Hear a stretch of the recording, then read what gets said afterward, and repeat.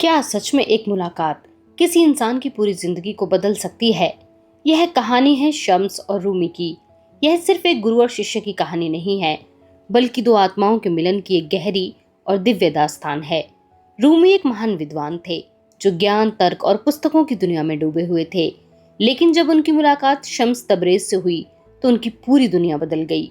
शम्स केवल एक मार्गदर्शक नहीं थे, बल्कि एक ऐसी आध्यात्मिक शक्ति थे जिन्होंने रूमी के भीतर छुपी हुई रूहानी आग को जगा दिया। शम्स ने रूमी को यह सिखाया कि सच्चा ज्ञान केवल किताबों में नहीं मिलता, बल्कि वह ईश्वर के प्रेम को महसूस करने में छिपा होता है। उन्होंने रूमी को बाहरी दुनिया से हटाकर भीतर की यात्रा पर चलना सिखाया। कहा जाता है कि दोनों ने लंबे समय तक एकांत में रहकर उस आध्यात्मिक सत्य को खोजा जिसने रूमी को पूरी तरह बदल दिया।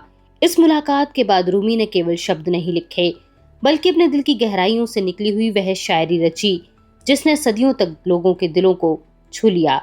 लेकिन यह कहानी केवल मिलन की नहीं है, बल्कि वियोग की है। जब शम्स अचानक गायब हो गए, तो रूमी का हृदय टूट गया। उसी दर्द और प्रेम ने उन्हें ऐसी रचनाएं लिखने के लिए प्रेरित किया जो आज भी अमर हैं। रूमी और शम्स का रिश्ता हमें यह सिखाता है कि सच्चा प्रेम केवल सांसारिक नहीं होता, बल्कि वह आत्मा को बदल देने वाली दिव्य शक्ति होता है।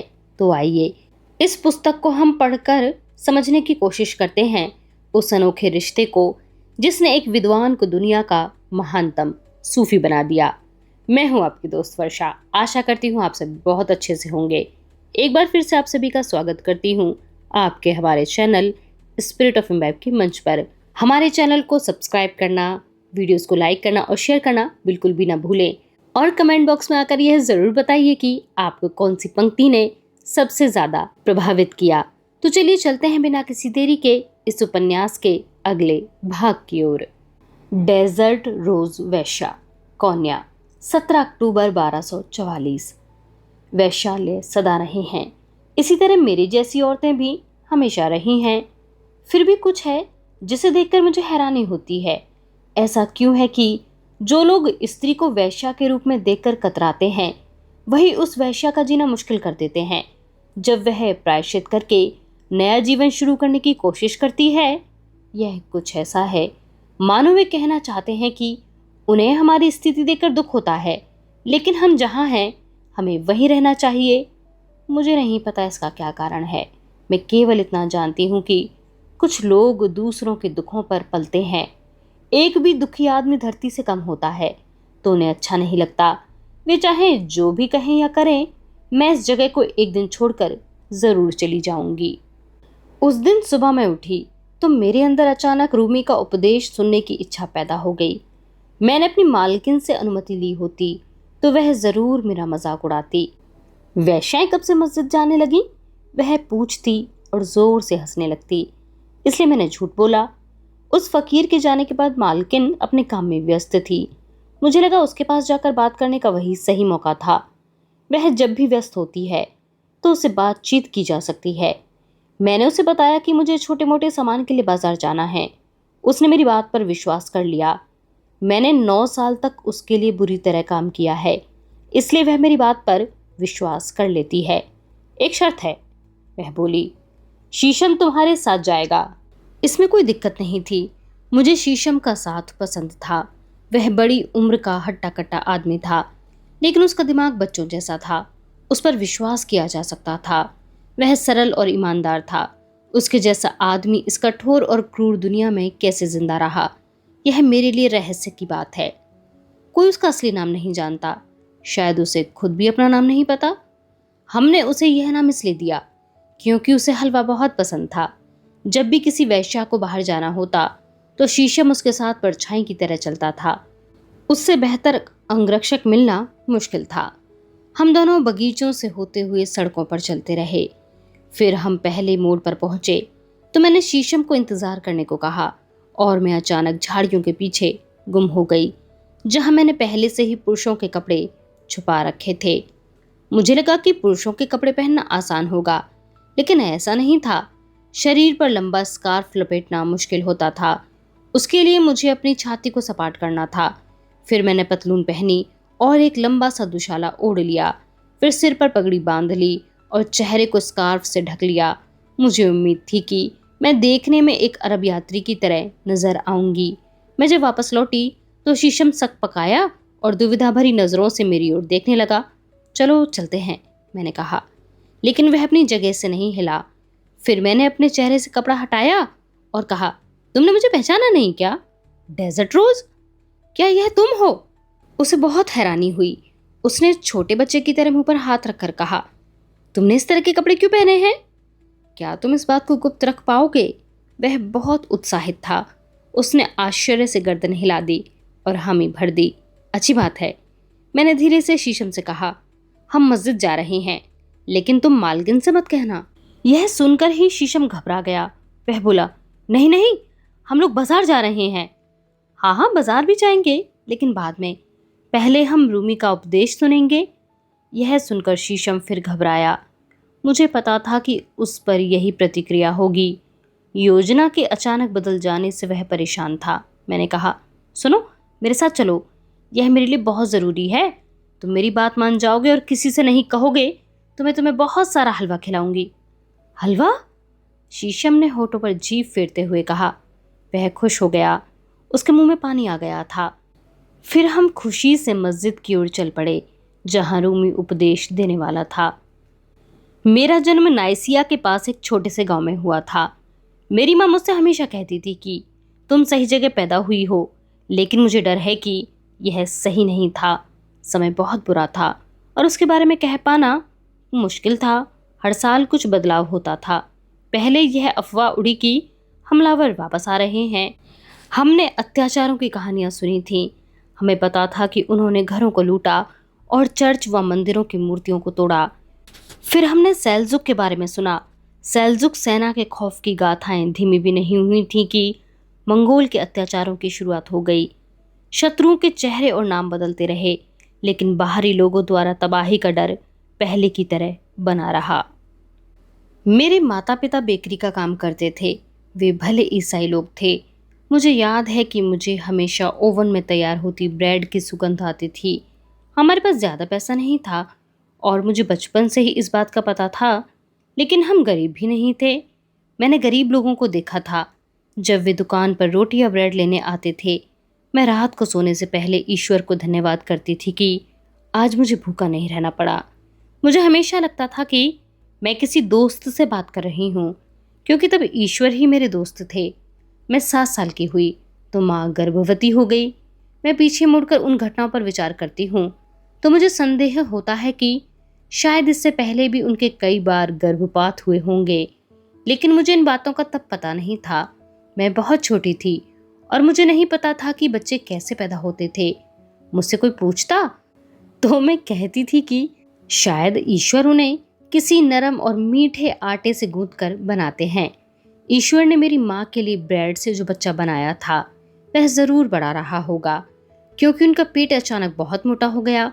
उनका शरीर इतना भारी हो गया कि उनसे चला भी नहीं जाता था। दाई कहती थी कि शायद बच्चे ने शरीर में पानी रोक लिया है। मेरी माँ या दाई को यह नहीं पता था कि उनके पेट में एक नहीं बल्कि 3 बच्चे थे। तीनों लड़के थे। मेरे भाइयों ने मेरी माँ के पेट में कोहराम मचा रखा था। उनमें से एक ने तो नाभि की नाल से अपने भाई का गला ही घोंट दिया। उसका बदला लेने के लिए मर चुके बच्चे ने बाहर निकलने का रास्ता बंद कर दिया, जिसके कारण बाकी दोनों भी बाहर नहीं आ सके। 4 दिन तक मेरी माँ के पेट में दर्द होता रहा। हम दिन रात उनकी चीखें सुनते रहे और फिर अचानक एक दिन उनकी चीख बंद हो गई। दाई मेरी माँ को नहीं बचा सकी, लेकिन उसने मेरे भाइयों को बचाने की कोशिश की। उसने कैंची ली और मेरी माँ का पेट काट डाला। अंत में केवल एक ही बच्चा बच पाया। इस तरह मेरे भाई का जन्म हुआ। मेरे पिताजी ने उसे कभी माफ नहीं किया। जब मेरे भाई का बैप्टिज्म हुआ तो उस दिन मेरे पिता उस जश्न में शरीक नहीं हुए। मेरी माँ चली गई। मेरे पिता का व्यवहार बुरा हो गया। उसके बाद से उनके जीवन का रूप बिल्कुल बदल गया। बेकरी की दुकान पर हालात खराब होने लगे। ग्राहक छूट गए। मुझे गरीबी और इस बात से डर लगता था कि किसी दिन हमें भीख मांगनी पड़ेगी, इसलिए मैंने बिस्तर के नीचे ब्रेड रोल छिपाने शुरू कर दिए। वे सूखकर बासी हो जाते थे। मेरे पास अतीत की कुछ अच्छी यादें भी थीं, लेकिन मेरे भाई के पास तो वह भी नहीं थी। उसके साथ दुर्व्यवहार होता तो मेरा दिल टूट जाता था। फिर भी मुझे तसल्ली थी कि मुझे पिता के गुस्से का ज़्यादा सामना नहीं करना पड़ा। काश मैं अपने भाई को बचा पाती, सब कुछ बदल जाता। मैं यहाँ कौन्या के इस वैश्यालय में ना होती। जीवन कितना अजीब है। 1 साल के बाद मेरे पिता ने दोबारा शादी कर ली। मेरे और भाई के जीवन में केवल इतना परिवर्तन हुआ कि पहले केवल हमारे पिता दुर्व्यवहार करते थे और फिर उनकी नई पत्नी भी इसमें शामिल हो गई। मेरे भाई ने घर से भागना शुरू कर दिया। वह लौट कर आता तो बुरी आदतों और गलत दोस्तों के साथ आता था। एक दिन मेरे पिता ने उसे इतना मारा कि वह अधमरा हो गया। उसके बाद वह पूरी तरह बदल गया। उसकी आंखों में हमेशा गुस्सा भरा रहता था, जो मैंने उससे पहले कभी नहीं देखा था। मुझे पता था कि उसके दिमाग में कुछ चल रहा था। मैंने कभी सोचा नहीं था कि वह इतनी खतरनाक योजना बना रहा होगा। काश मुझे यह पता होता तो मैं उस दुर्घटना को रोक सकती थी। एक दिन सुबह मैंने अपने पिता और सौतेली माँ को मरा हुआ पाया। उन्हें चूहे मारने का जहर खिलाया गया था। यह घटना जैसे ही लोगों की नजर में आई, सबका शक मेरे भाई की तरफ गया। उससे सवाल जवाब किए गए तो वह घबरा कर भाग गया। फिर मैंने उसे कभी नहीं देखा। मैं दुनिया में अकेली रह गई। मेरे लिए उस घर में रहना मुश्किल था, क्योंकि मुझे माँ की मौजूदगी का एहसास होता रहता था। मेरे लिए दुकान पर अकेले काम करना भी मुश्किल था, क्योंकि वहाँ भी बुरी यादें बसी थी। इसलिए मैंने अपनी एक अविवाहित आंटी के साथ रहने का फैसला कर लिया। उस समय मेरी उम्र करीब 13 वर्ष की थी। मैं कॉन्स्टेंटिनोपल जा रही गाड़ी में यात्रा करने वाली सबसे कम उम्र की लड़की थी। कुछ घंटे बाद हमें कुछ लुटेरों ने रोक लिया। उन्होंने हमारा सब कुछ छीन लिया, कपड़े, सूटकेस, जूते, बेल्ट और गहने, और यहाँ तक कि खाने का सामान भी ले लिया। मेरे पास उन्हें देने को कुछ नहीं था। मैं चुपचाप खड़ी रही। मुझे लगा कि वह मुझे नुकसान नहीं पहुंचाएंगे। वे जैसे ही जाने लगे, अचानक उनका मुखिया मुड़ा और उसने मुझसे पूछा, बच्ची, क्या तुम अभी तक कुंवारी हो? मुझे वह सवाल अटपटा लगा। मैंने उसका जवाब नहीं दिया। मैं शर्मा गई। मुझे नहीं पता था कि वह मेरे शर्मा जाने को ही मेरा जवाब मान लेगा। वह यही सुनना चाहता था। चलो, मुखिया चिल्लाया, घोड़ों और लड़की को उठा लो। मैंने बहुत विरोध किया। मैं रोती रही, लेकिन किसी ने मेरी मदद नहीं की। लुटेरे मुझे घने जंगल में ले गए, जहां उन्होंने पूरा गांव बसा रखा था। वहां बहुत सी औरतें और बच्चे भी थे। चारों तरफ बकरियां और सूअर घूम रहे थे। वह किसी गांव जैसा ही था, बस फर्क इतना था कि वहां अपराधी बसते थे। मुझे जल्द ही पता लग गया कि लुटेरों के मुखिया ने मुझसे मेरे कुंवारे होने के बारे में क्यों पूछा था। गांव का मुखिया बहुत बीमार था। वह बहुत दिनों से बिस्तर पर था और उसके शरीर पर लाल चकत्ते बन गए थे। काफी इलाज के बाद भी कोई लाभ नहीं हुआ, तो किसी ने उससे कहा कि अगर वह कुंवारी लड़की के साथ सो जाए तो वह स्वस्थ हो जाएगा। उसकी बीमारी लड़की को लग जाएगी। जीवन में बहुत सी बातें हैं जिन्हें मैं याद नहीं करना चाहती। जंगल में बिताया वह समय भी उनमें से एक है। आज भी मुझे जंगल की याद आती है तो केवल ऊंचे ऊंचे वृक्ष याद आते हैं। मैं गांव की औरतों के साथ पेड़ों के बीच अकेली बैठी रहती थी। उनमें से अधिकतर औरतें लुटेरों की बेटियां या उनकी पत्नियां थीं। उनमें बहुत सी वेश्याएं भी थीं जो अपनी इच्छा से उनके साथ रहती थीं। मुझे यह बात कभी समझ में नहीं आई कि वे भागी क्यों नहीं। मैं तो वहां से निकल जाना चाहती थी। जंगल में बहुत सी गाड़ियां गुजरती थीं। वे सब अच्छे घरों के लोग थे। मुझे नहीं पता था कि लुटेरे उन गाड़ियों को क्यों नहीं लूटते थे। मुझे बहुत बाद में पता लगा कि उन गाड़ियों के ड्राइवर लुटेरों को सुरक्षा पूर्वक निकल जाने के पैसे देते थे। मुझे जब यह पता लग गया तो मैंने अपनी व्यवस्था खुद कर ली। मैंने एक गाड़ी वाले, जो किसी बड़े शहर की तरफ जा रहा था, से प्रार्थना की कि वह अपने साथ मुझे ले जाए। उसने मुझसे बहुत पैसा मांगा, जबकि वह जानता था कि मेरे पास उससे देने को कुछ नहीं था। मेरे पास कीमत चुकाने का केवल एक ही तरीका था। मुझे कॉन्स्टेंटिनोपल आने के कुछ दिन बाद समझ में आया कि जंगल में रहने वाली वेश्याएं वहां से भागती क्यों नहीं थीं। शहर का हाल और भी खराब था। यह जगह बहुत निर्मम थी। मेरी बूढ़ी आंटी ने मुझे कभी दोबारा नहीं देखा। मेरा पतन हो गया है। मैं जानती हूँ कि कोई औरत मुझे अपने साथ नहीं रखना चाहेगी। शहर में आकर मेरी आत्मा मर गई और शरीर भी नष्ट हो गया। मैं किसी और दुनिया में पहुंच गई। यह दुनिया निंदा, बलात्कार, क्रूरता और बीमारी से भरी थी। मुझे कई बार गर्भपात कराना पड़ा और इस तरह मेरे शरीर की हालत इतनी बुरी हो गई कि मुझे मासिक धर्म आना बंद हो गया। मेरे लिए गर्भ धारण करना संभव नहीं था। मैंने सड़कों पर ऐसे दृश्य देखे जिन्हें बताने के लिए भी मेरे पास शब्द नहीं है। मैंने शहर से निकलने के बाद सैनिकों, कलाकारों और जिप्सियों के साथ यात्राएं की, उनकी ज़रूरतों को पूरा किया। उसके बाद जैकल हेड नाम के एक व्यक्ति ने मुझे कोन्या के एक वेश्यालय में पहुंचा दिया। यहाँ की मालकिन को इस बात में रुचि नहीं थी कि मैं कहाँ से आई थी। उसका काम होना चाहिए था। उसे यह जानकर अच्छा लगा कि मैं कभी माँ नहीं बन सकती थी। मेरे बांझ होने के कारण उसने मेरा नाम डेजर्ट यानी मरुस्थल रख दिया था और उसे सजावटी बनाने के लिए उसमें रोज़ यानी गुलाब भी जोड़ दिया है। मुझे इसमें आपत्ति नहीं थी क्योंकि मुझे गुलाब के फूलों से प्यार था, आस था। गुलाब का एक ऐसा बगीचा है जहाँ मैं कभी घूमा करती थी और उसकी सुगंध को महसूस करती थी, लेकिन अब मुझे वहाँ जाने की अनुमति नहीं थी। मैं ईश्वर को फिर से अपना दोस्त बना लेना चाहती थी। मैं इस इच्छा के साथ बगीचे में घूमती रही। मैं उसका प्रवेश द्वार ढूंढ रही थी। मुझे उम्मीद थी कि मुझे कोई दरवाज़ा ज़रूर मिलेगा जहाँ से मैं अंदर जा सकूंगी। मैं और शीशम मस्जिद में पहुंचे तो मुझे अपनी आंखों पर विश्वास नहीं हुआ। मस्जिद के हर कोने में हर उम्र और व्यवसाय के पुरुष बैठे थे। यहाँ तक कि महिलाओं के लिए आरक्षित जगह पर भी पुरुषों का ही कब्जा था। मैं हिम्मत हारने वाली थी और मैंने वापस जाने का निश्चय किया। तभी मेरा ध्यान एक भिखारी की ओर गया जिसने थोड़ी जगह मेरे लिए छोड़ दी थी। मैंने भाग्य को सराहा और जल्दी से वहां बैठ गई। शीशम बाहर ही खड़ा रह गया। इस तरह मैंने उस दिन आदमियों से भरी मस्जिद के अंदर रूमी को बोलते सुना। मैंने यह भी नहीं सोचा कि पुरुषों को पता लग गया कि वैश्या तो दूर की बात है, कोई औरत उनके बीच बैठी है तो क्या होगा। मैंने यह विचार पीछे छोड़ दिया और रूमी के उपदेश को सुनने लगी। खुदा ने कष्ट इसलिए बनाया है ताकि हमें खुशी का एहसास हो सके, रूमी ने कहा। हमें विपरीत परिस्थितियों में ही चीज़ों का अधिक एहसास होता है क्योंकि खुदा का कोई विलोम नहीं है, इसलिए वह हमेशा छिपा रहता है।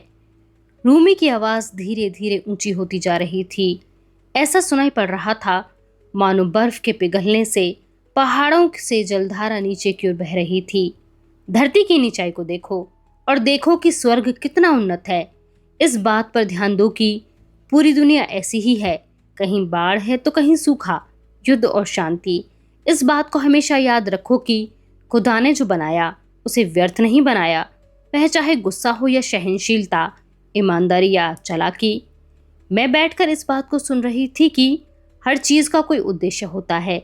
मेरी माँ की गर्भावस्था और उसके पेट में चल रही लड़ाई, मेरे भाइयों का कभी न दूर होने वाला एकाकीपन, मेरे पिता और मेरी सौतेली माँ की हत्या, जंगल में मेरे बुरे दिन और कॉन्स्टेंटिनोपल की सड़कों पर निर्मम दृश्य, इन सब का मेरी कहानी में ज़रूर कुछ न कुछ योगदान ज़रूर है। हर कष्ट के पीछे ईश्वर की कोई बड़ी योजना होती है। मुझे इस बात का आशय पूरी तरह समझ में नहीं आया, फिर भी मुझे यह बात दिल से महसूस हो रही थी। उस भीड़ भरे मस्जिद में रूमी को सुनना ऐसा लग रहा था मानो मेरे ऊपर शांति का कोई बड़ा बादल मंडरा रहा था। मुझे वैसी ही खुशी और राहत मिल रही थी जैसी अपनी माँ को ब्रेड बनाते देखकर मिलती थी। हसन भिखारी, कोन्या, 17 अक्टूबर 1244। मैं मस्जिद के बाहर वृक्ष के नीचे बैठा था। मुझे बहुत तेज नींद आ रही थी। मुझे कष्ट के बारे में रूमी के भाषण पर गुस्सा आ रहा था। वह कैसे उस विषय पर बोल रहा है जिसके बारे में उसे कुछ पता नहीं। मीनार की छाया धीरे धीरे गली में सड़क पर लंबी होती जा रही थी। मैं आने जाने वालों को देख रहा था। मुझे नींद आने को थी कि तभी मैंने एक फकीर को देखा। मैंने उसे पहले कभी नहीं देखा था। उसने काले कपड़े पहने थे और उसके हाथ में एक लंबा डंडा था। उसके चेहरे पर बाल नहीं थे। उसने कान में एक चांदी की बाली पहनी हुई थी और वह देखने में अजीब और अलग लग रहा था। मैं उस पर से नजर नहीं हटा पाया। वह कभी दाएं कभी बाएं देख रहा था। फिर उस फकीर की नजर मुझ पर पड़ गई। बाकी लोगों की तरह उसने मुझे नजरअंदाज नहीं किया। उसने अपना दाहिना हाथ उठाकर मेरा अभिवादन किया मानो हम पुराने दोस्त थे।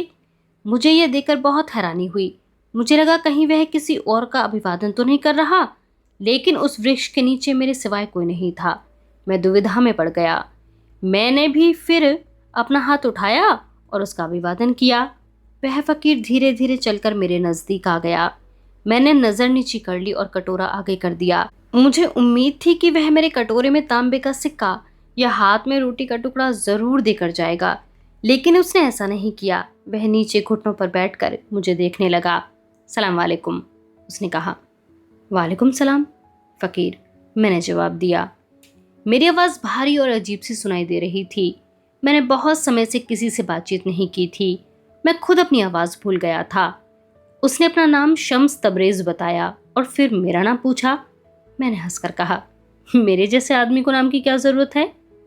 सबका एक नाम होता है। उसने कहा, यहाँ तक कि खुदा के भी असंख्य नाम हैं, लेकिन उनमें से हमें केवल 99 पता हैं। अगर खुदा के इतने नाम हो सकते हैं तो मनुष्य के क्यों नहीं, जो खुद उस खुदा की एक छवि है। मुझे समझ में नहीं आया कि उसकी बात का क्या जवाब दूं, इसलिए मैंने कोशिश नहीं की। मैंने केवल इतना कहा, मेरी एक पत्नी और एक माँ थी। वे लोग मुझे हसन कहकर बुलाते थे। फकीर ने गर्दन हिलाई और कहा, तो तुम्हारा नाम हसन है? फिर उसने मुझे एक आईना दिया जिसे देखकर मैं हैरान हो गया। इसे रख लो, वह बोला। बगदाद के एक अच्छे आदमी ने मुझे यह दिया था, लेकिन मुझसे ज्यादा तुम्हें इसकी जरूरत है।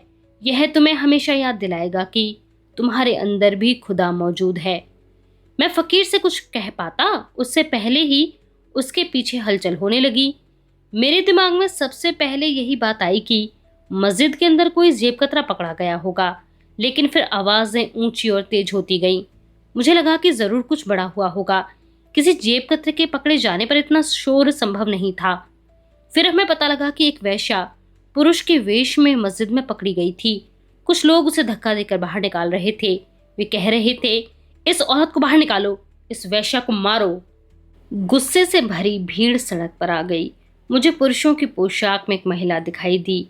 उसका चेहरा पीला पड़ चुका था और उसकी सुंदर बादामी आंखें डर से भर गई थीं। मैंने ऐसी मारपीट पहले कई बार देखी थी। मुझे इसे देखकर आश्चर्य नहीं हुआ। मुझे पता है कि लोग भीड़ में मिलकर पूरी तरह बदल जाते हैं। यहाँ तक कि आम लोग जिन्होंने पहले कभी हिंसा नहीं की, वे भी इतने हिंसक हो जाते हैं कि अगर मौका मिले तो वे किसी की भी हत्या कर सकते हैं। ऐसे माहौल में मारपीट करना बहुत आम बात होती है। इसका अंत ज्यादातर किसी की हत्या से ही होता है। बेचारी गरीब औरत, मैंने धीमे से शम्स तबरेज़ से कहा। लेकिन उसका जवाब सुनने के लिए मैंने सामने देखा तो वहां कोई नहीं था। तभी मैंने देखा कि वह फकीर भीड़ की तरफ जा रहा था। वह अग्निबाण की तरह दौड़ गया। मैं तुरंत खड़ा हुआ और उसे पकड़ने के लिए भागा। शम्स भीड़ के बीच पहुंचा और अपना डंडा ऊपर उठाकर जोर से चिल्लाया, रुक जाओ, रुक जाओ। उसकी आवाज सुनकर सब लोग हैरान रह गए और अचानक चुप होकर उसकी ओर आश्चर्य से देखने लगे। तुम्हें शर्म आनी चाहिए, शम्स ने जोर से डंडा जमीन पर पटकते हुए कहा। एक औरत के खिलाफ 30 आदमी खड़े हैं, क्या यह सही है? इसके साथ न्याय करना बेकार है, एक आदमी ने कहा। वह खुद को भीड़ का मुखिया बता रहा था। मैंने उसे तुरंत पहचान लिया। वह सुरक्षाकर्मी था। उसका नाम वेवर्स था। उसे शहर के सब भिखारी जानते थे क्योंकि वह सबके साथ दुर्व्यवहार करता था। वेवर्स ने कहा, यह औरत पुरुषों के वेश में मस्जिद में घुस आई और मुसलमानों को धोखा दे रही है। क्या तुम यह कहना चाहते हो कि तुम किसी को सिर्फ इसलिए सजा दोगे कि वह मस्जिद के अंदर आ गया? क्या यह अपराध है? शम्स ने पूछा। उसकी आवाज में गुस्सा झलक रहा था। शम्स तबरेज़ के सवाल को सुनकर सब एक पल के लिए चुप हो गए। किसी ने इस बात पर गौर नहीं किया था। तभी एक आदमी चिल्लाया, यह वेश्या है, पवित्र मस्जिद में इसके लिए कोई जगह नहीं है। यह सुनकर भीड़ फिर उग्र हो गई। वेश्या, वेश्या, लोग चिल्लाने लगे। इसे पकड़ लो, इसे मार दो। एक लड़का अचानक उस औरत की ओर लपका, मानो किसी ने उसे ऐसा करने का आदेश दिया था। उसने औरत के सिर पर रखी पगड़ी खींच ली। पगड़ी खुल गई। औरत के लंबे चमकीले बाल सूरजमुखी के फूलों की तरह लहराने लगे। सब सांस रोककर उस सुंदर औरत को देख रहे थे। शम्स तबरेज़ ने लोगों के भाव को पहचान लिया क्योंकि उसने उन्हें फटकारना जारी रखा था। भाइयों, तुम्हें ध्यान से सोचना चाहिए। क्या तुम इस औरत से नफरत करते हो या तुम इसकी ओर आकर्षित हो? यह कहकर फकीर ने वेश्या का हाथ पकड़ लिया और उसे खींचकर नजदीक कर लिया।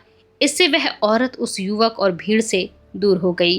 वह शम्स तबरेज़ के पीछे छिप गई, जैसे छोटी बच्ची अपनी माँ के पीछे छिप जाती है। तुम बहुत बड़ी गलती कर रहे हो, भीड़ के मुखिया ने कहा। उसकी आवाज़ ऊंची हो रही थी। तुम इस शहर में अजनबी हो, तुम्हें यहाँ के कायदे कानून नहीं पता। इस मामले से दूर रहो तो अच्छा होगा। तभी कोई और बीच में बोला, तुम कैसे फकीर हो? एक वेश्या को बचाने के अलावा तुम्हारे पास कोई काम नहीं है? यह सुनकर शम्स तबरेज एक पल के लिए चुप हो गया। वह उस सवाल पर विचार कर रहा था। उसने गुस्सा नहीं किया, बल्कि शांत खड़ा रहा। फिर उसने कहा, पहले मुझे यह बताओ कि तुम्हारा ध्यान इस औरत पर गया कैसे? तुम तो मस्जिद में गए थे। खुदा को छोड़कर तुम्हारा ध्यान इधर उधर बैठे लोगों पर क्यों गया? अगर तुम खुद को खुदा का सच्चा भक्त मानते हो, तो यह औरत यदि निर्वस्त्र भी होती तो तुम्हारा ध्यान इसकी ओर नहीं जाना चाहिए था। अब मस्जिद में लौट जाओ और उपदेश सुनो। शम्स की बात सुनकर लोगों में अजीब सी चुप्पी छा गई। आसपास पत्तों की सरसराहट सुनाई दे रही थी। चलो भागो यहाँ से, जाओ जाकर उपदेश सुनो, शम्स ने डंडा जोर से घुमाते हुए कहा। उसकी बात सुनकर लोग मुड़कर तो नहीं गए, लेकिन उन्होंने कदम पीछे जरूर हटा लिए। उन्हें समझ में नहीं आ रहा था कि उन्हें क्या करना चाहिए। कुछ लोग मस्जिद की ओर देखने लगे। वे शायद लौटने का मन बना रहे थे। तभी वेश्या शम्स के पीछे से निकली और खरगोश की भांति तेजी से दौड़ती हुई सड़क के पार चली गई। केवल 2 आदमियों ने उसका पीछा करने का प्रयास किया, लेकिन शम्स ने उन्हें रोक दिया। उसने इतनी तेजी से डंडे से उनके पैर पर मारा कि वे दोनों लड़खड़ाकर नीचे गिर पड़े। वहां खड़े लोग उन पर हंसने लगे। मुझे भी हंसी आ गई। उन 2 आदमियों को शर्मिंदगी हो रही थी। वे हैरान भी थे। वे किसी तरह उठे, लेकिन तब तक वेश्या वहां से जा चुकी थी और फकीर भी लौट गया था। उसका काम पूरा हो चुका था। आज का यह भाग यहीं पर समाप्त होता है। आप हमें कमेंट बॉक्स पर लिखकर यह ज़रूर बताएं कि आपको कौन सी पंक्ति ने सबसे ज़्यादा प्रभावित किया। बने रहिए हमारे साथ। आप सभी का हमें सुनते रहने के लिए बहुत शुक्रिया।